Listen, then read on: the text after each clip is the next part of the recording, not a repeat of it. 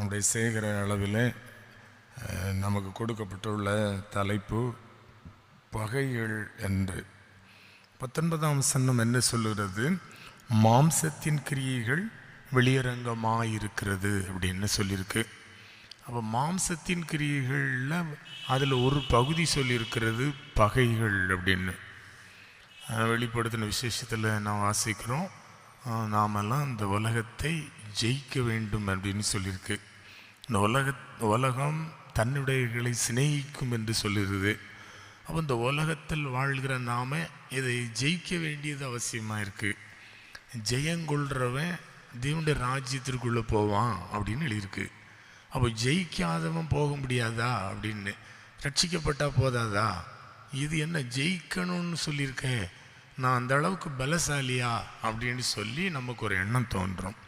உலகத்தை நாம் கட்டாயம் ஜெயிக்கணும். ஆண்டவர் சொல்கிறாரு, நான் உலகத்தை ஜெயித்தேன், அதனால் நீங்களும் என்ன செய்யணும்? உலகத்தை ஜெயிக்கணும். ஒரு ஏதோ எல்லாரும் ஓடுறாங்க நானும் ஓடுறேன், எல்லாரும் அந்த உலகத்தில் வாழ்கிறாங்க நானும் வாழ்கிறேன் அப்படிங்கிறதில்ல.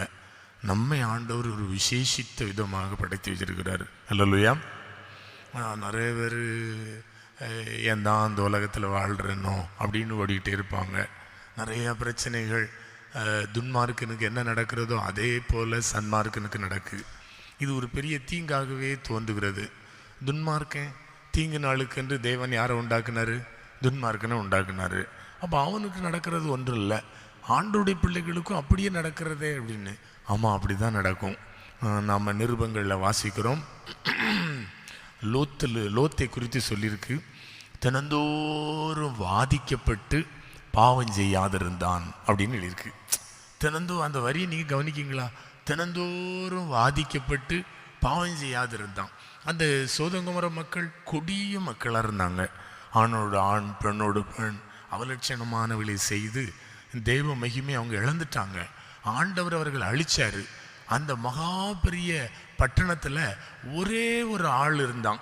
அந்த ஒரு ஆள் என்ன செஞ்சுக்கிட்டு இருந்தான்? தினந்தோறும் வாதிக்கப்பட்டுக்கிட்டே இருந்தான். நம்ம இருதயத்திலையும் பிரியமானவர்களே ஒரு வாதிக்கணும், ஒரு உணர்வு இருக்கணும். நான் யாரு? நான் கிறிஸ்தவன், நான் ஆண்டோடைய பிள்ளை, நான் இப்படித்தான் வாழணும். பவுல் சொல்றாரு, எல்லாவற்றையும் அனுபவிக்க எனக்கு அதிகாரம் உண்டு, ஆனால் எல்லாம் எனக்கு தகுதியாரு.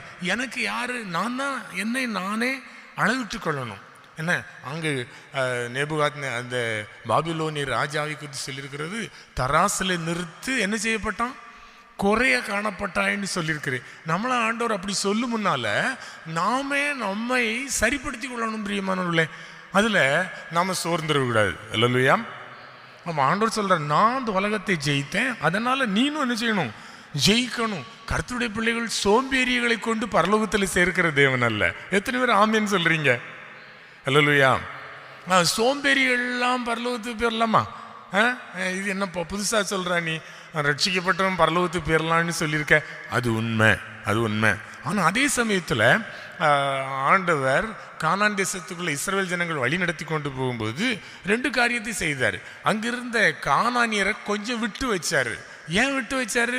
அந்த கானானியரை கொஞ்சம் பேரை விட்டு, அந்த தேசம் விஸ்தாரமான தேசம், அங்கே போன ஜனங்களோ கொஞ்சம் பேர் போகிறாங்க. அப்போ அங்கே இருக்கிற கனிமரங்கள் விருட்சங்கள் எல்லாம் இருந்துச்சு. அதெல்லாம் இவங்க போய் தண்ணீர் பாய்ச்சி அதை பராமரிக்க முடியாது இந்த கொஞ்சம் ஜனங்களால். அதனால் அவங்கள என்ன செஞ்சார்? ஆண்டவர் கொஞ்சம் பேரை வச்சுருந்தார். இப்போ அவங்க கொஞ்சம் பேர் துரத்தாமல் இருக்கட்டும், உன் நன்மைக்கு தான் வச்சுருக்கேன், நீ பலுகி பெருக பெருக பெருக பெருக கொஞ்சம் கொஞ்சமாக என்ன செஞ்சிடலாம், துரத்திடலாம் அப்படின்னாரு. இன்னொரு காரியம் என்ன தெரியுமா? நீ அவங்க உனக்கு முன்பாக அவங்க இருக்கட்டும். ஏன்னா அவன் உனக்கு முன்னால் இருந்தாதான் நீ என்ன செய்வா? ஒரு யுத்தம்னா என்னன்னே தெரியும். பட்டயத்தை என்ன செய்யும்? பட்டயத்தை எப்படி பயன்படுத்தணும்னு உனக்கு தெரியாமல் போயிடும். யுத்தம், எதிரிகள் திடீர்னு வருவாங்க, நீ என்ன செய்யும்? யுத்தம் பண்ண தெரியாம தடுமாடி போயிடுவா. அதனால அவன் இருந்தாதான் நீ என்ன செஞ்சிருப்பா? இந்த பட்டயத்தை எப்படி பயன்படுத்தணும் அப்படின்னு உனக்கு தெரியும் அப்படின்னாரு. அல்லேலூயா, அல்லேலூயா. அவர் சத்துருவை குறித்து உலகத்தை குறித்து முறுமுறுத்துட்டே ஓடக்கூடாது. என்னை பலப்படுத்துகிறவர் கர்த்தர். அல்லேலூயா, அல்லேலூயா. ஒரு சமயத்தில் யுத்தம் நடந்தது. யாருக்கெல்லாம் நடந்தது? இஸ்ரவேலனுக்கும் பெலிஸ்தனுக்கும் நடந்தது. அந்த பெலிஸ்தர்கள் என்ன செஞ்சாங்க தெரியுமா? அவங்க ஒரு ஒரு வேலை செஞ்சாங்க. தேசத்தில் ஒரு கண்ணான்னு இருக்கக்கூடாது, அது அந்த கருமானு இருக்கக்கூடாது. இரும்பு வேலை செய்வாங்கல்ல, அவங்க ஒருவனும் இருக்கக்கூடாது. அவ்வளோ வேற என்ன செஞ்சிரு, வெளியே தூக்கிடு அப்படின்ட்டான். அப்போ பெலிஸ்தர்கள் கங்கணம் கட்டி இஸ்ரவேல் தேசத்தில் உள்ள அந்த அந்த அந்த என்னது இரும்பு வேலை செய்யக்கூடியவங்களை கொல்லற அவ்வளோ நேரம் வெளியே எடுத்துட்டு திடீர்னு ஒரு நாள் அந்த தேசத்தின் மேலே யுத்தம் பண்ணதுக்கு கேம்ப் அவங்க கூடாரம் அமைச்சு ஆயத்தமாகறாங்க. இப்போ இவங்க என்ன செய்யணும்? இவங்க கையில் ஒரு ஆயுதம் கிடையாது, அவ்வளோ ஆயுதமும் மழுங்கலாக இருக்கு. அவ்வளோ பேரும் என்ன செய்யறாங்க? இரும்பு வேலை செய்யக்கூடிய உலையை தேடி போறாங்க. ஒருவனும் கிடைக்கல. காரணம், அவங்கள எல்லாத்தையும் முதல்ல என்ன செஞ்சுட்டாங்க? அந்த பெலிஸ்தர் என்ன செஞ்சுட்டாங்க? அவங்க என்ன செய்ய, ஒருவன் இருக்காம பார்த்துரு அப்படின்னா என்ன வழி பண்ணானோ அவனை தூக்கிட்டான். ஒருவனும் கிடையாது. இப்போ இவங்க சவுல் கையிலையும் யோனத்தான் கையிலையும் தான் ஆயுதமே இருந்துச்சு. மற்றவங்க எல்லார் கையிலையும் மழுங்கலான ஆயுதம் இருந்தது. கோடரிகளையும் மண்வெட்டியும் எடுத்துட்டு போய் யுத்தத்துக்கு போனாங்க. அல்லேலூயா, அல்லேலூயா இருக்கல, அல்லேலூயா. அருமையானவர்களே, அப்போ பாருங்க, நாம சோம்பலா இருக்கக்கூடாது. ஆண்டவர் அதை எதிர்பார்க்கிறாரு. என் பிள்ளைகளுக்கு யுத்தம் பண்ண தெரியணும். அல்லேலூயா. ஆமா, அது நமக்கு சலிப்பை உண்டு பண்ணாண்டாங்க. ஏனென்றால் கர்த்தர் என்ன சொல்றாரு? நான் உலகத்தை ஜெயித்தேன், அதை மாதிரி நீ என்ன செய்யணும்? ஜெயிக்கணும் அப்படிங்கிறாரு. அப்போ யுத்தம் பண்ணவும் கட்டாயம் நமக்கு தெரிஞ்சிருக்கணும். சரி, அது ஒரு பக்கம் இருக்கட்டும். அப்போ எதுக்காக இன்றைய தலைப்பு படி பார்த்தா இதில் சொல்லியிருக்கிறது என்ன சொல்லியிருக்கிறது? பகை அப்படின்னு சொல்லியிருக்கு. அப்போ பகையை வச்சுக்கிட்டே எப்படி ஆண்டவருக்கு பிரியமா வாழ முடியும்? நாம அதை எதிர்த்து சில காரியங்களை செய்ய வேண்டி இருக்கிறது. அல்லேலூயா. வேதத்தின்படி சில காரியங்களை பார்ப்போம். ஆதியாகமம் 3:15 நீங்க பார்க்கும் பொழுது அங்க சொல்லியிருக்கிறது, உன் வித்துக்கும் அவள் வித்துக்கும் என்னது உண்டாக்குவேன்? பகையை உண்டாக்குவேன். அல்லேலூயா. பகை யார் யாருக்கும் பகை இருந்துச்சு? யார் யாருக்கும் பகை இருந்துச்சு? ஆண்டவர் முதல்ல அந்த ஜனங்கள் முதல்ல நம்முடைய ஆதி தகப்பன்மார் பாவம் செஞ்சாங்க. பாவம் செஞ்ச உடனே ஆண்டவர் கொடுத்த காரியம் பகை வந்தது. பகை யாருக்கு இருந்துச்சு? யாருக்கு இருந்துச்சு? உன் வித்துக்கும் சொல்லுங்க, அவள் வித்துக்கும் அப்படின்னு சொல்லியிருக்க. பகை எங்க உண்டாயிட்டு பாருங்க. யாரை பார்த்து சொல்றாரு? பிசாசை பார்த்து சொல்றாரு. அப்போ நமக்கு ஒரு எதிராளின்னா யாரதான் இருக்கணும்? பிசாசுக்கு. அவனோட ஒரு காம்ப்ரமைஸே கிடையாது. அல்லேலூயா. எத்தனை பேர் அவனோடு ஐக்கியம் வச்சிருக்கீங்க? அல்லேலூயா. எத்தனை பேர் பிசாசோடு, ஆமா அவன்கிட்ட சொன்னதானே சரியா வரும், பிசாசோட நான் ஐக்கியமா இருக்கேன் அப்படின்னு சொன்னா எப்படிப்பா அப்படின்னு நினைப்பீங்க. இல்லை, சிலர் ரகசியமா அவனோடு வச்சிருக்கிறாங்க. சிலர் இந்த உலகத்துல சொல்லுவாங்க, சாட்சிக்காரங்க அல்ற விடுறதை விட பின்னல் கேட்கா, பின்னல் தெளிவா கேக்கு. சாட்சிக்காரங்க காலில் விழுறதை விட சத்தமா நீங்க சொல்ற எனக்கு வர மாட்டேக்கு, அதான் கேட்டேன். அல்லேலூயா. சண்டைக்காரங்க காலில் விழுது நல்லது. அதனால எதுக்கு வம்பு? பிசாசோட போய் எந்த நேரம் மோதிக்கிட்டே இருந்தா சரியா வர்றாது. அவனோட என்ன செஞ்சிரும் ஒப்புரவாயிரும் அப்படின்னு நிறைய பேர் போடுறாங்க. அந்த வழி தவறு. வேதம் சொல்றது அவன் கொல்லவும் சொல்லுங்க அழிக்கவுமே அன்றி வேற ஒண்ணுக்கும் வரமாட்டான். பிசாசு நம்ம வீட்டுக்கு வந்துட்டானா கொல்லைக்கு தான் வருவான். எப்போ சமயம் கிடைக்கும் இவன் என்ன செஞ்சிடலாம். இன்னும் பைபிள்ல சொல்லியிருக்கு, நம்மை கர்ச்சிக்கிற சிங்கம் போல வகை தேடி தெரிகிறானா, யாரை எப்படி விழுங்கலாமோ என்று வகை தேடுகிறான். உயிரோடு விழுங்கிருவான். அல்லேலூயா.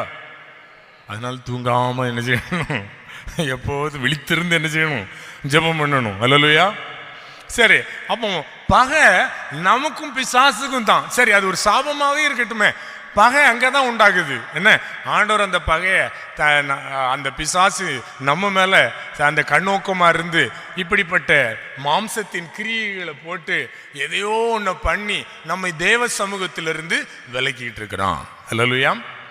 சரி, அப்ப இதுல நம்ம ரொம்ப கவனமா இருக்கணும். என் நண்பனுக்கும் எனக்கும் பகை கிடையாது, என் சகோதரனுக்கு எனக்கும் பகை கிடையாது. ஆனால் அந்த விஷயத்துல ரொம்ப கவனமா இருக்கணும். இந்த பகைங்கிறது வேதம் சொல்றது, தேவனுக்கும் நமக்கும் சில பகை இருந்தது. அந்த பகைய கர்த்தராகிய தேவன் சிலுவையில் என்ன செஞ்சிட்டாரு? வெற்றி சிறந்தார். வெற்றி சிறந்தார். இப்போ ஆண்டவருக்கும் நமக்கு என்ன கிடையாது?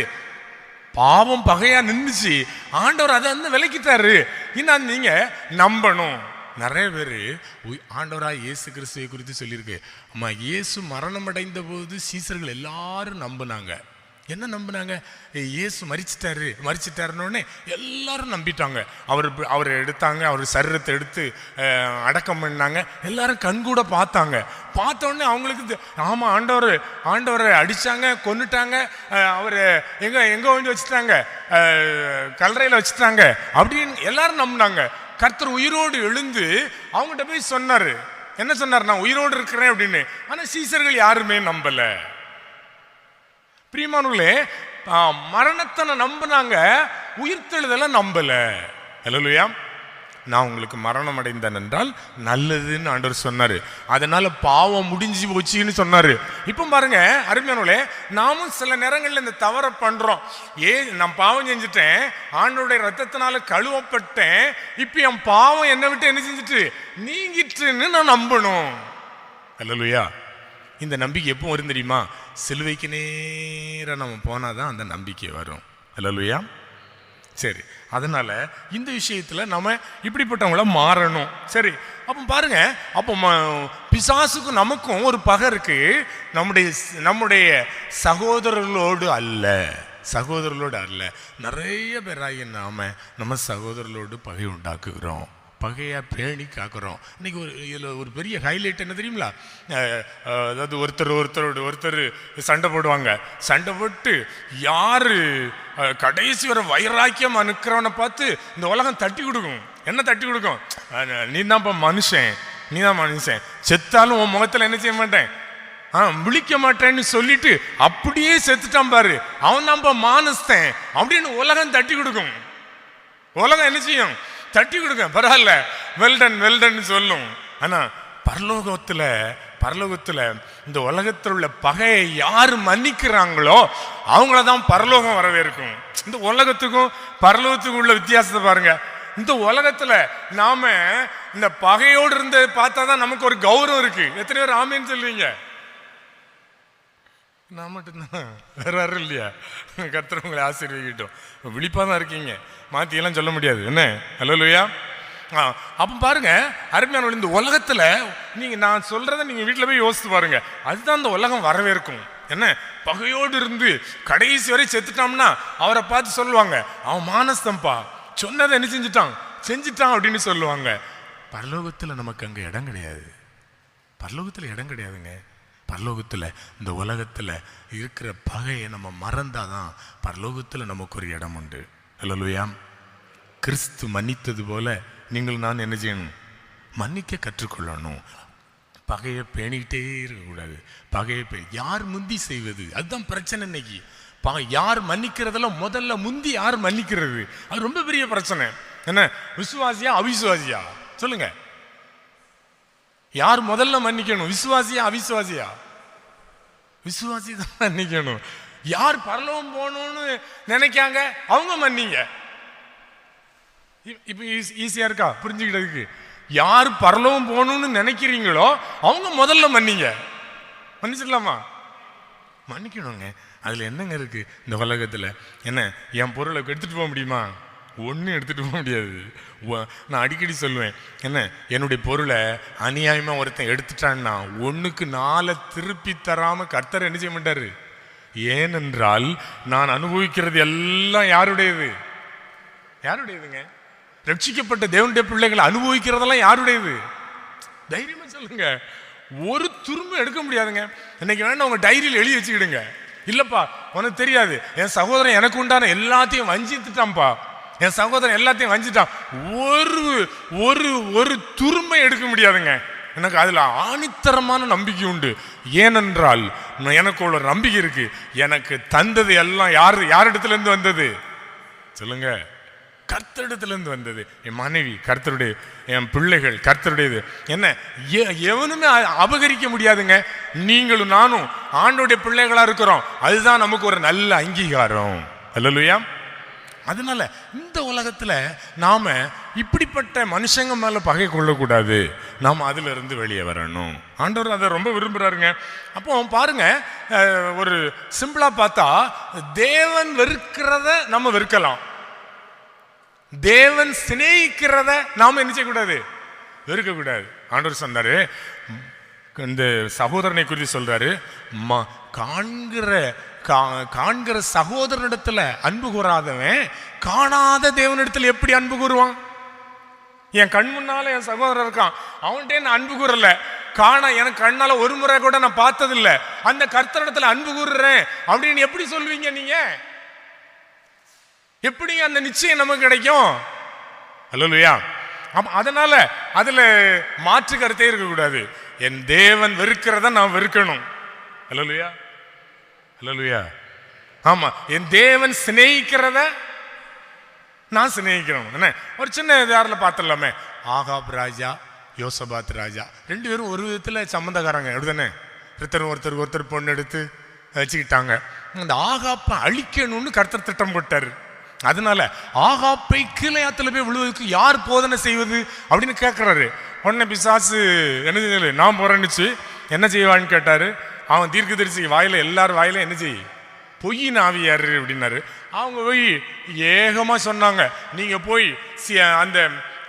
போய் யுத்தம் பண்ணுவீங்க, கிளையாத்துல அத்தனை பேரை அழிச்சிருவீங்க, அப்படி இப்படின்னு சொல்லி நிறைய தீர்க்கதரிசனம் சொன்னாங்க. அது ஒரு பக்கம் இருக்கட்டும். இப்ப யுத்தம் நடக்கிறது. இப்ப அந்த நேரத்துல யோசபாத்தும் வர்றாரு. ஆகாப் இஸ்ரவேலின் ராஜா, யோசபாத்து யூதாவின் ராஜா.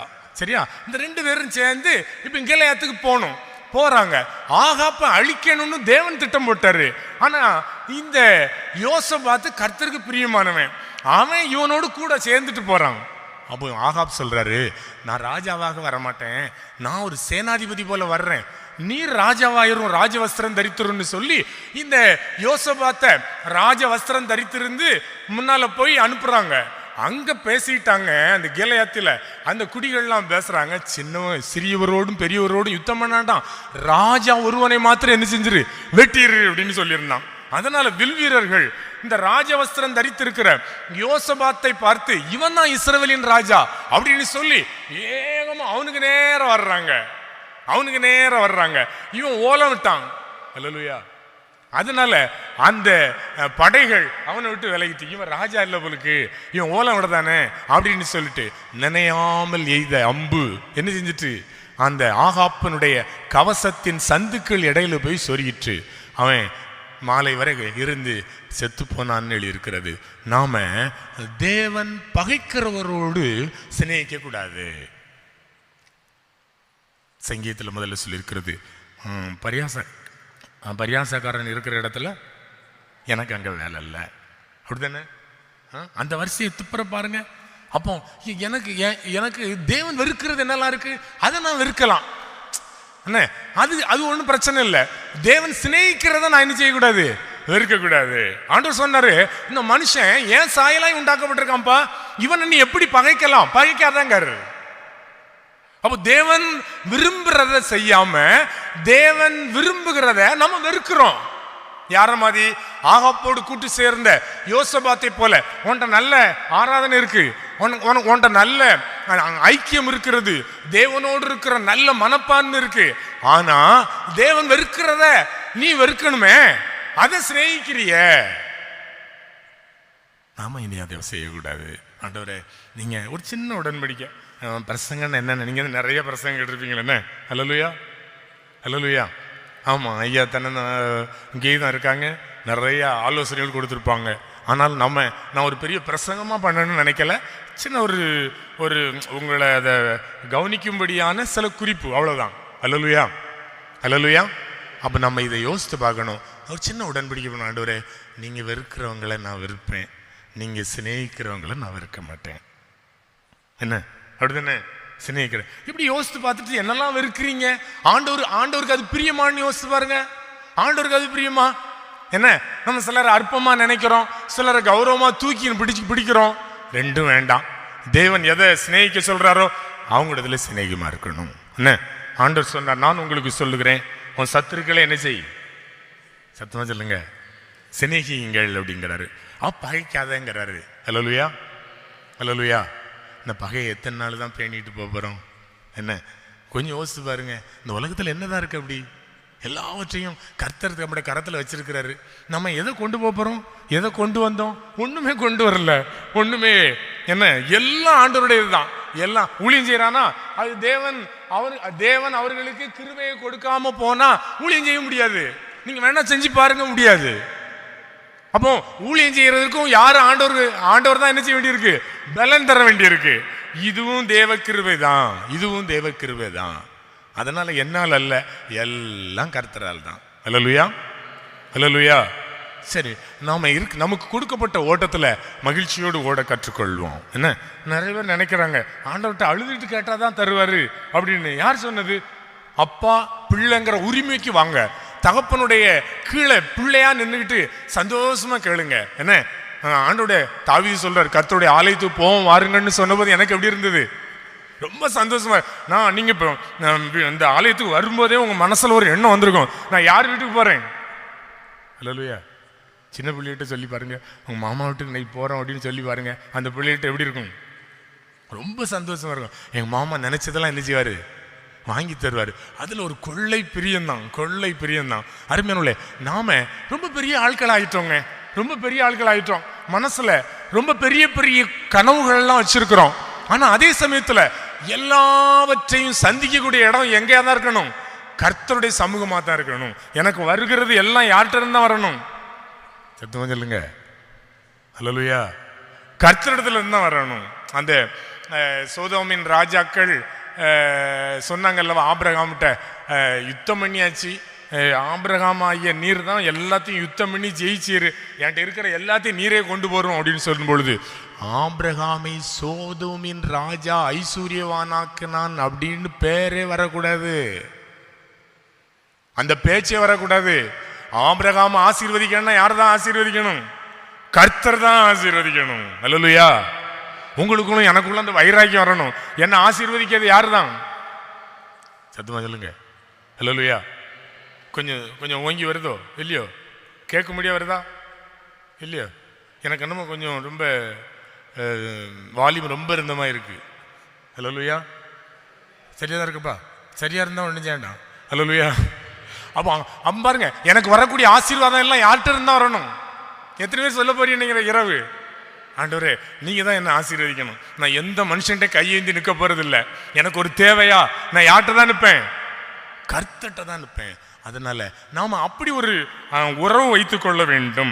சரி, அப்போ தேவன் வெறுக்கிறத நம்ம சிநேகிக்கிறோம், தேவன் சிநேகிக்கிறத நம்ம வெறுக்கிறோம். அதனால தான் சில சில காலம் முழுவதும் ஒரு சமாதானம் இல்லாம நம்ம ஓடிக்கிட்டு இருக்கிறோம். இனி அந்த காரியத்தை மனதில் வைத்து சொல்லணும், ஆண்டவரே நீங்க சிநேகிக்கிறவங்கள நான் சிநேகிப்பேன், நீங்க வெறுக்கிறவங்க நான். சுருக்கமா சொல்லியிருந்தானே, பிசாசோடு எந்த நிலைமையிலும் காம்ப்ரமைஸே கிடையாது, கிடையாது. அல்லேலூயா. பிசா ஏன்னா அவனை எதுக்கு, எனக்கு பலன் இல்லையே, ஒன்றுக்கும் கவலைப்படாதுங்க, தேவனுக்கு கீழ்ப்படிங்க. பிசாசுக்கு முந்தின பகுதியை நிறைய பேர் விட்டுருவாங்க, பிந்தின பகுதியை போய் நிற்பாங்க. எப்படி? பிந்தின பகுதி பிசாசுக்கு எழுத்து நில்லுங்கள் அப்படின்னு ராத்திரி முழுவதும் முழு ஜெபம் நடக்கும். என்னது? பிசாசே போ, பிசாசே போ, பிசாசே போ, நான் கர்த்தருடைய பிள்ளை, பிசாசே போன்னா அது போகவே செய்யாது. நீ முதல்ல தேவனுக்கு கீழ்ப்படி, பிசாசுக்கு என்ன செய்ய? எதிர்த்து நிற்கலாம். அல்லேலூயா. சரி, இப்படிப்பட்ட காரியங்கள் நிறைய இருக்கு. சரி, நீங்க வேதத்தின் அடிப்படையில் இன்னும் நீங்க இந்த பகை உண்டாக்கக்கூடிய சில காரியங்களை பாருங்க. இந்த உலக பிரகாரமாக சில சகோதரர்களை பகைச்சவங்க சந்தோஷமா இருக்கு இல்லையா? அல்லேலூயா. யாக்கோபு ஏசா ரெண்டு பேரும் அண்ணன் தம்பிமார்கள். யாக்கோபோடு கர்த்தர் யாக்கோபை சிநேகித்து ஏசாவை வெறுத்தார் அப்படின்னு எழுதியிருக்கு. அதனால முதல்ல தகப்பனை ஏமாத்தினான். தகப்பனை ஏமாத்தி தகப்பன் கேட்குறான், எப்பா நீ ஏசாதானா, அப்படி கிட்டவா, நான் உன்னை தடை பார்க்கட்டும் அப்படின்னு சொல்கிறான். இவன் இந்த வெள்ளாட்டு தோலை மேலே போட்டுக்கிட்டு அந்த மயிர் உடைய போட்டுக்கிட்டு அங்கே போய் நிற்கிறான். அவன் தடை பார்த்துட்டு என்ன சொல்கிறான்? சத்தமோ சொல்லுங்க, யாக்கோபின் சத்தம், கைகளோ ஏசாவின் கைகள் அப்படின்னு சொல்லி தெரியாம அங்க ஆசீர்வதித்தான். அது ஆண்டோடைய சித்தமாவே இருக்கட்டும். ஆனாலும் அதை ஆண்டவர் பிரிய வைக்கலையே, அதான் ஆண்டவர் பிரிய வைக்கல. சரி, அதுக்கு காரியத்துக்கு வருவோம். அதுக்கு பிறகு பார்த்தா சேஷ்ட புத்திர பாகம். ஒரு முறை ஏசா வேட்டையாடி களைப்பா வர்றான். களைப்பா வந்தோடனே இவன் சொல்றான், கொஞ்சம் பயிற்றங்குள்ள கொஞ்சம் தா அப்படின்னு தம்பிகிட்ட வந்து கேட்கான். உடனே தம்பி சொல்றான், பயிற்றங்குள்ள தருவுக்கு உன் சேஷ்ட புத்திர பாகத்தை எனக்கா எழுதி போட்டா அப்படின்னு கேட்கான்.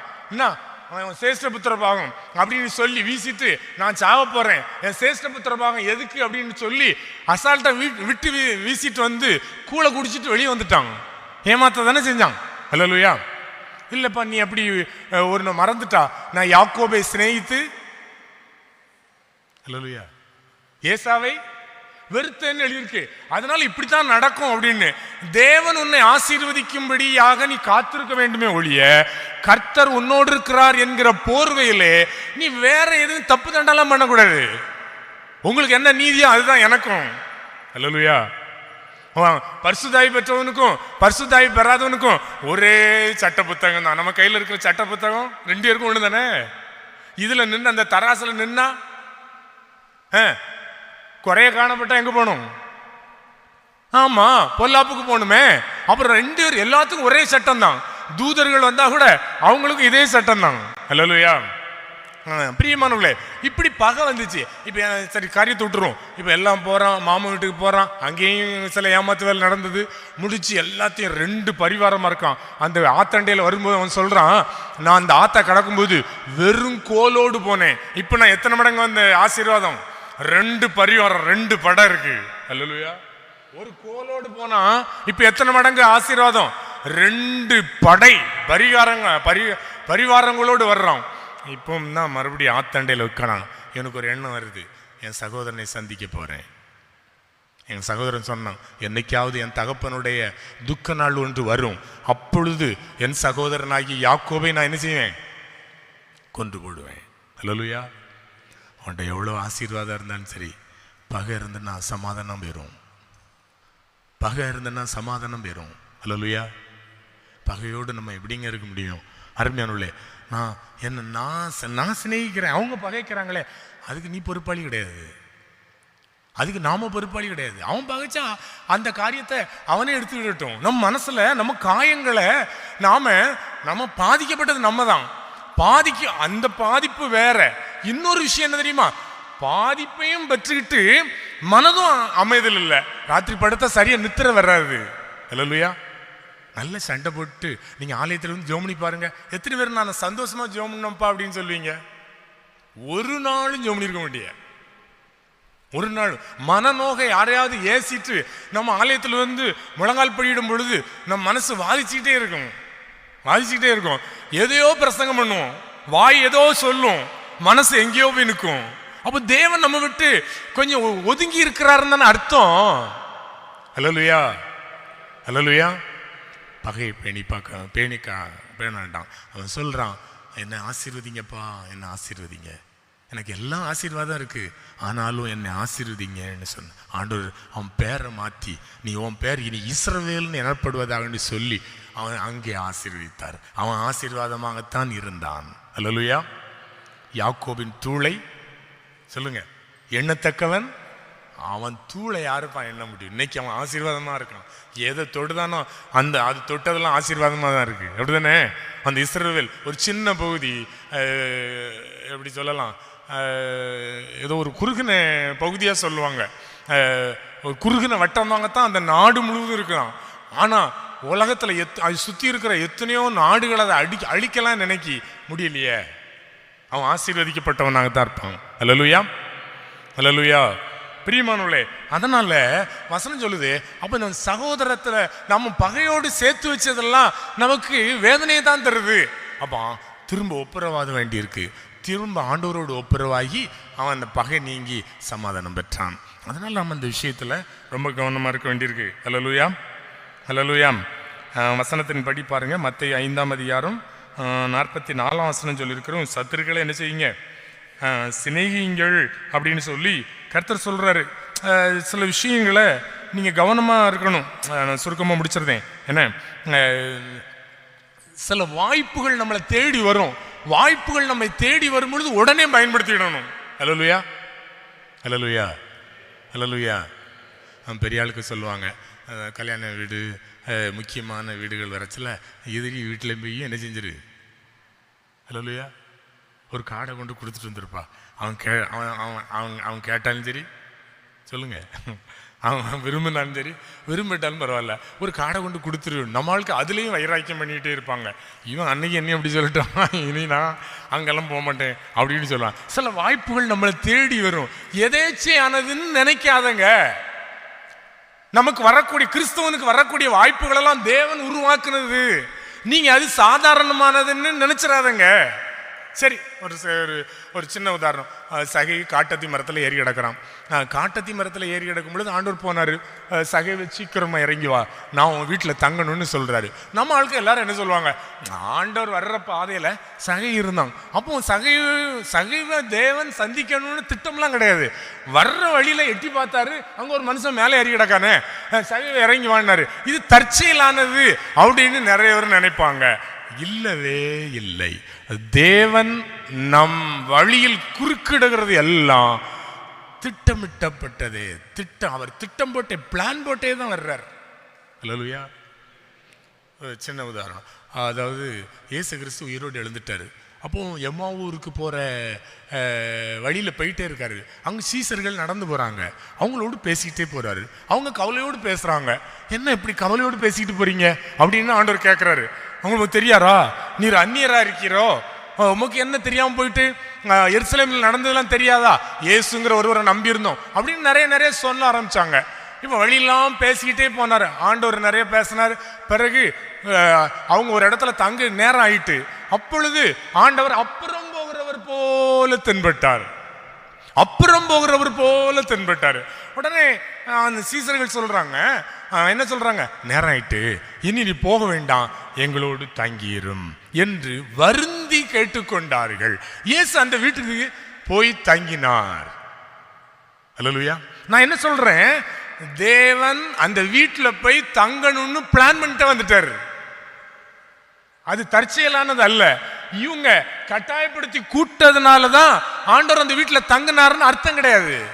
அந்த வீட்டுல போய் தங்கணும், அங்க இருக்கிற மீன் துண்டத்தையும் அப்பத்தையும் எடுத்து அவங்க கண்ணு முன்னால ஸ்தோத்திரம் பண்ணி புசிக்கணும். அப்பொழுது இவங்களுடைய கண் திறக்கப்படும். யாருடைய கண்? சீசருடைய கண் திறக்கப்படும். என்னை அவர்கள் உயிரோடு இருக்கிற கர்த்தர் தான் இயேசுன்னு தெரிஞ்சுக்கிடட்டும் அப்படின்னு பிளான் போட்டு தான் வர்றாரு. அல்லேலூயா. ஆனா வசனம் என்ன சொல்லுது தெரியுமா, அப்புறம் போகிறவர் போல தென்பட்டார். நிறைய நேரங்கள்ல அப்படி நிறைய சான்ஸ் நம்ம இழந்துட்டோம். என்ன, இயேசு நம்ம வீட்டு பக்கத்துல வந்திருப்பாரு. வந்து கொஞ்சம் பாஸ் ஆனோடனே நினைப்போம், சரி போனா போட்டோம், அவர் எங்கேயோ போறாரு. எத்தனை பேர் விட்டீங்க அப்படி சொல்ற? புரியுதா உங்களுக்கு? புரியலையோ? அல்லேலூயா. நீ என்னமோ சொல்லிட்டு இருக்காப்பா, எங்களுக்கு நேரம் ஆயிட்டு அப்படின்னு நினைக்கீங்களோ? அல்லேலூயா. கொஞ்சம் பொறுத்துடுங்க. கரெக்டா ஒரு 5 நிமிஷம் 10 நிமிஷத்துல முடிச்சிருவேன். என்ன, அல்லேலூயா. அருமையானவர்களே, ஆண்டவர் நம்ம வீட்டை விட்டு கடந்துட்டாரு.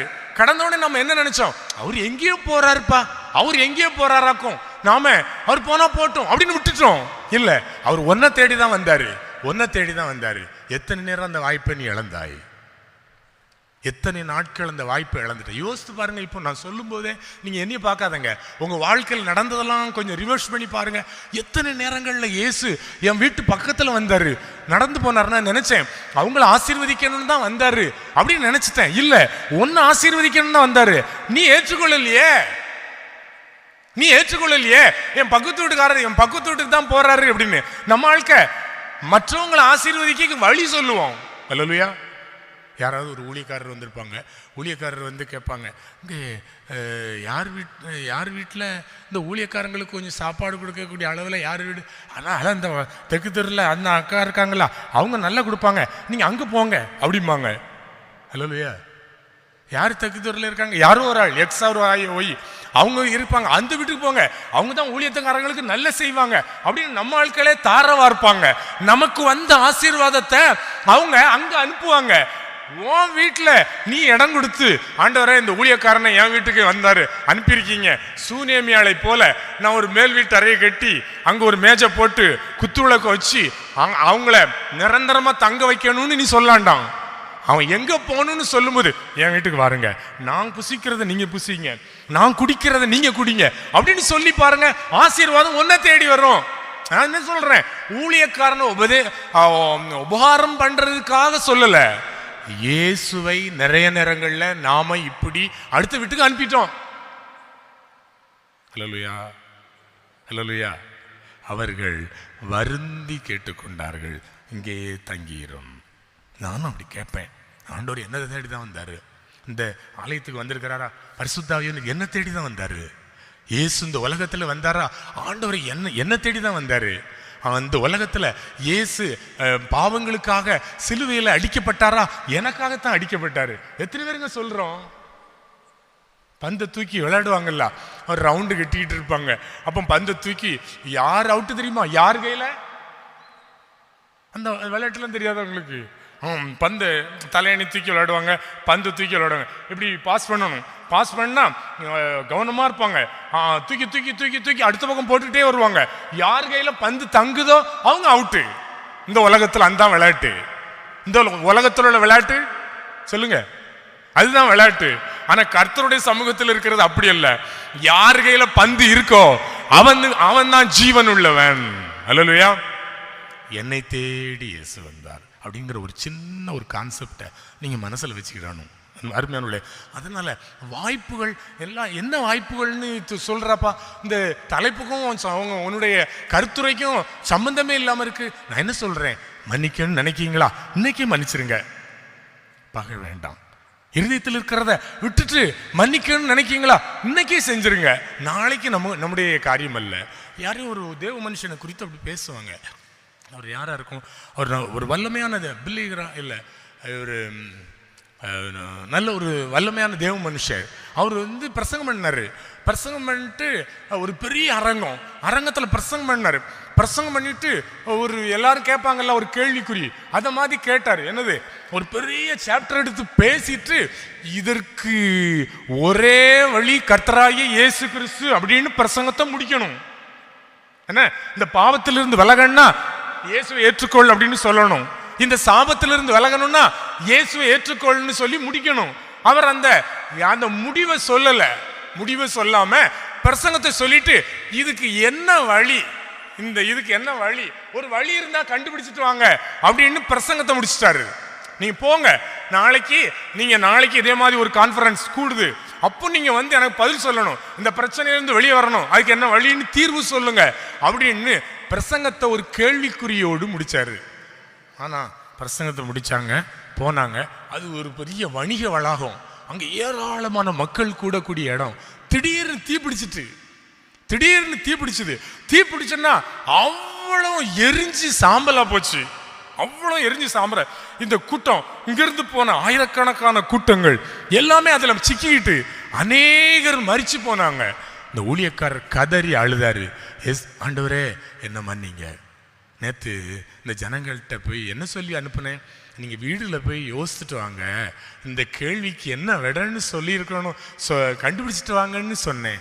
நான் சொல்லி அனுப்பியிருக்கணுமே.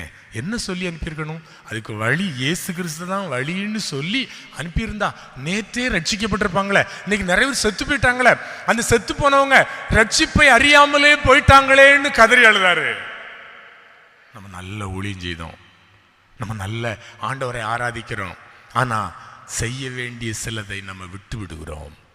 காலத்தை நம்ம சரியா பயன்படுத்திக் கொள்ளணும். அல்லேலூயா. அப்போ யாரோடு பகை இருக்கோ அதை உடனே தீர்க்க வேண்டிய விஷயம் அப்படிதானே? அல்லேலூயா.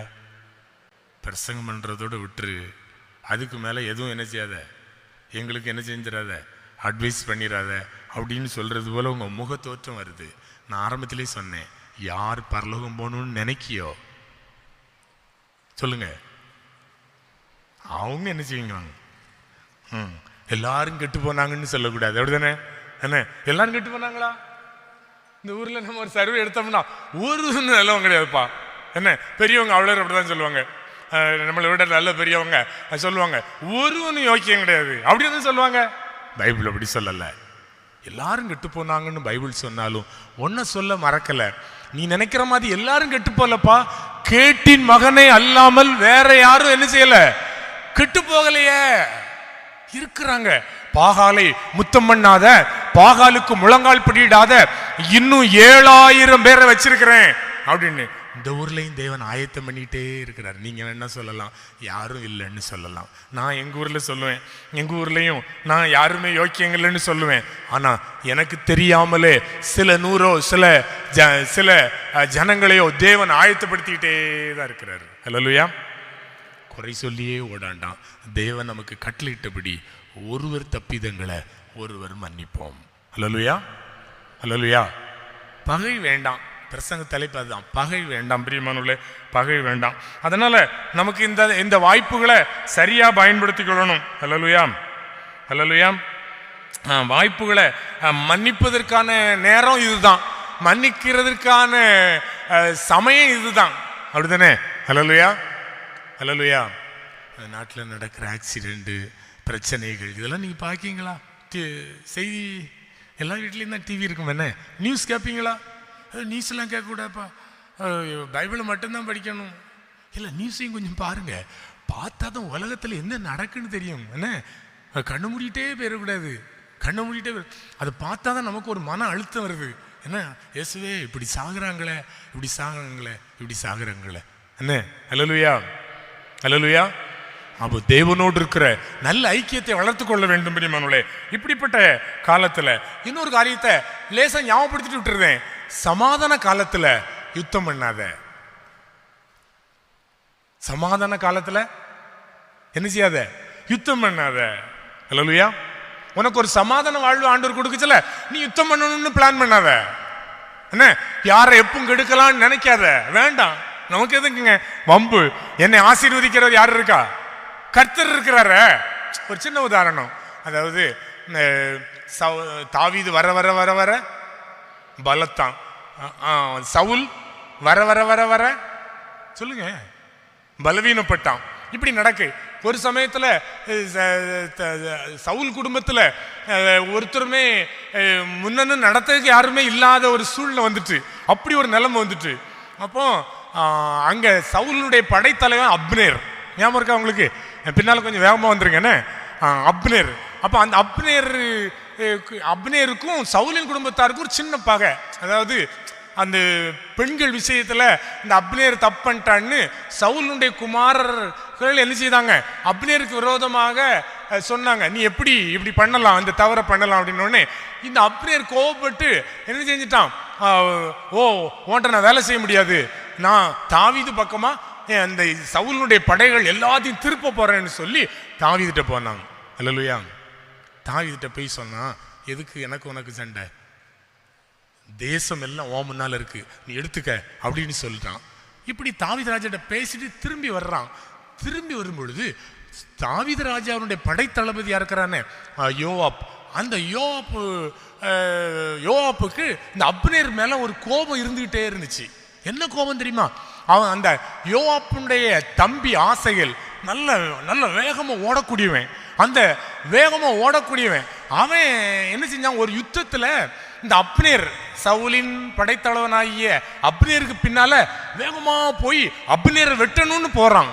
அப்ப அப்னேர் சொல்றான், எப்பா நீ என் முன்னால வராத. அப்னேர் நல்ல படை தளபதி, யுத்த வீரன், அவனை இவன் ஜெயிக்க முடியாது. அவன் சொல்றான், என் பின்னால வராத, நீ யோவாப்புடைய தம்பி, அதனால நான் உன்னை கொன்னுட்டான்னா யோவாப் முகத்துல நான் முழிக்க முடியாது. அதனால நீ பக்கத்துல போய் முன்னால யாரையாவது ஒருவனை வெட்டி அவனை வஸ்திரத்தை உறிஞ்சிக்கிட்டு நீ போயிரு அப்படின்னு சொல்றான். இவன் கேட்க மாட்டேன்ட்டான்.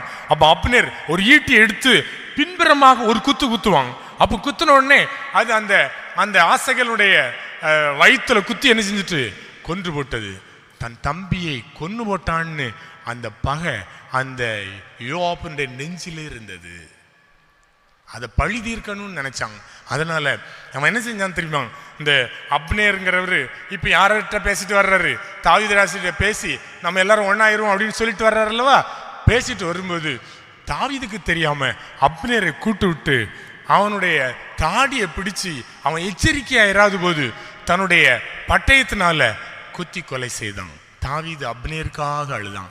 மதிகெட்டவன் சாகிறது போல செத்தாயே சாகுறாயே, நீ உன் கைகள் கட்டப்படலைன்னு சொல்லி அப்னேருக்காக என் சகோதரனே என் சகோதரனேன்னு அழுதான். அப்படிதான் சொன்னான். சமாதான காலத்துல யுத்தத்தினுடைய காரியத்தை செஞ்சுட்டா யோவாபை பார்த்து தாவீது சொல்றான், பட்டயத்தை உன் கால்கள்ல அந்த ரத்தத்தை உன் கால்கள்ல வடிய விட்டுட்டா, அதனால பட்டயம் உன் வீட்டை விட்டு போகாது, உன் வீட்டுல பிரம்பியம் பிடிச்சவனும் குஷ்ரோயும் இல்லாமல் போவதில்லை அப்படின்னு சொல்லி தாவீது என்ன செஞ்சான், இந்த யோவாபை என்ன செஞ்சான், சாபமிட்டதாக வேதத்தில் வாசிக்கிறோம். அத போல சமாதானமான காலத்துல யுத்தத்திற்கு போகக்கூடாது. அல்லேலூயா, அல்லேலூயா. எனக்கு கொடுக்கப்பட்ட நாட்கள் சமாதானத்துக்கான காலம். இந்த நேரத்தை நம்ம யுத்தத்துல கழிக்க கூடாது. என்ன, யுத்தத்துல கழிக்க கூடாது. நாம் எல்லாரும் ஒன்று சேர்ந்து பரலோக தேவனை ஸ்தோத்திரிக்க போறோம். பிரியமானவர்களே, பகை வேண்டாம், அவ்வளவுதான் அந்த வேதம் சொல்லுது. நீங்களும் நானும் கூட அந்த இவ்வளவு நேரம் நீங்க காத்திருந்தீங்க, நல்லது. நம்ம ஒரு சின்ன விஷயத்த மனதில் வச்சுக்கிடுங்க. நீங்க மனதில் வச்சு உடனே எல்லாத்தையும் மாற்றக்கூடியவர் கர்த்தர் தான். அவர்கிட்ட சொல்லுங்க, பகை தானா மாறிடும். என்ன, அல்லேலூயா. ஆண்டவர் சொல்லியிருக்கிறாரு, இந்த பகையோடு இருக்கிற எருதுகரியை விட இலைக்கறி நல்லது அப்படிங்காரு. பகையோடு நான் எருது கறி நல்ல கொளுத்த எருது அடிச்சு சாப்பிடுறது அதை விட என்னது சமாதானத்தோடு நான் ஒரு இலைக்கறியை சாப்பிடுறது நல்லது அப்படிங்கிறாரு. என்ன, நம்ம ரொம்ப கவனமா இருக்கணுங்க. நம்ம ஆண்டவருக்கு பிரியமா இருக்கணும். ஆண்டவரே, இந்த வசனத்தில் சொல்லியிருக்கிறது பகை வேண்டாம்னு சொல்லியிருக்கிறது. பகைகள் மாம்சத்தின் கிரியைகளை நாம் ஜெயிக்கணும். அல்லேலூயா. ஜெயிக்க முடியுமா? தாவீது சொல்றார், உம்மாலே ஒரு சேனைக்குள் பாய்ந்து செல்வேன், தேவனாலே நம்மால முடியாதது. சொல்லுங்க, எல்லாரும் சொல்லுங்க, என்னால முடியாதது கர்த்தரால முடியும். கர்த்தர் உங்களை ஆசீர்வதிப்பாராக. ஜெபிப்போமா? பரிசுத்த முன்முள்ள ஆண்டவரே, நம்முடைய பரிசுத்த நாமத்தை நாங்கள் நன்றி அறிந்த இதயத்தோடு ஸ்தோத்திரிக்கிற ஆண்டவரே, இந்த வேதத்தின் மகத்துவங்களை நாங்கள் பார்த்து